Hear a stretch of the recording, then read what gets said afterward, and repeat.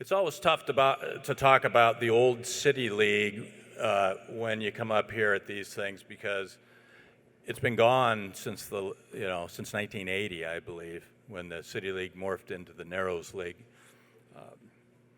And so a lot of us don't remember how good some of the teams that came out of Tacoma were. The decade of the 70s saw many outstanding teams and players from this old Tacoma City League in football. They dominated the high school football landscape in the state. Players from the league dotted rosters in the old Pac-10 and even further east. We saw Bob at Vanderbilt, players at Notre Dame, and so on and so forth. It was a tough league.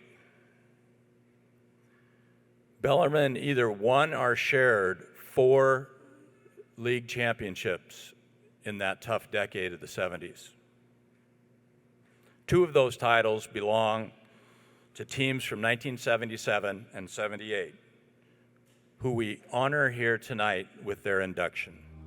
The fall of 1977 brought excitement for Bellarmine football. With a strong group of seniors and talented juniors, the Lions were ready to challenge the best in the Tacoma City League, facing future stars from Mount Tahoma, Wilson, and Foss. Bellarmine relied on teamwork, discipline, and outstanding coaching to rise to the top. After ups and downs early in the season, the Lions finished strong, outscoring their opponents and winning a tiebreaker at Lincoln Bowl to secure the program's first ever trip to the WIAA state playoffs. Though they fell to eventual state champion Sumner, the breakthrough season set a new standard for Bellarmine football. In 1978, expectations were high, and the Lions delivered again. Bellarmine dominated league play, highlighted by a 12-0 shutout of Mount Tahoma, forcing another tiebreaker at the Lincoln Bowl. While they fell just short, back-to-back City League championships cemented Bellarmine's place among Tacoma's elite programs. Guided by legendary coaches Terry Ennis and Ed Fallon, and assistants Bob Leslie and Dan Heltzley, these teams left a legacy of disciplined offense, rock-solid defense, and unmatched team chemistry. Good evening. This morning my wife asked me if I have anything prepared. I said, well, Ed said 2 minutes or less. How tough could that be? So many great speakers, so many good athletes, and it's a real honor to be recognized by Ed and Kevin Minus and the committee, so thank you very much.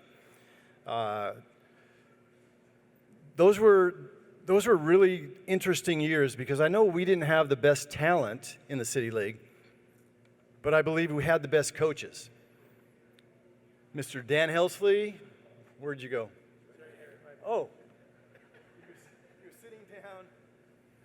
Dan was our freshman coach along with Coach Radford and really introduced Lion values, taught us so many things about ourselves, and he stayed with us the whole 4 years and really made things happen. We had our head coach, Terry Ennis, who was a fabulous coach and intense.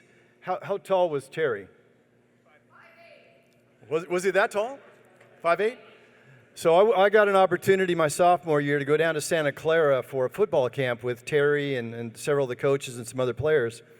And they were talking about our coach, Terry Ennis, about how tough he was when he played at Santa Clara. And I believe it because he was tough with us. He was amazing. So I'm joined here by our Ed Armstrong and Ron Weber, Skip Frett, Brian Crotty, Chris Schlatter, and big number 75, Thad Pfeiffer. Tigre Garcia's been getting a lot of thanks, which also our team, Tigre looks young, but Tigre was there for us back in the day with our leather helmets, kept us all together. T, thanks, baby.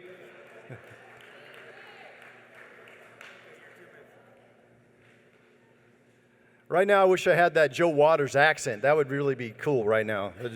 That'd be a lot of fun. I'll tell you, Lion pride does not go away. Talking to several guys that couldn't make it, they're out of town or living in Arizona or Bend, Oregon or Other places, they said the one thing they really remember is just the connection that they have with all these guys.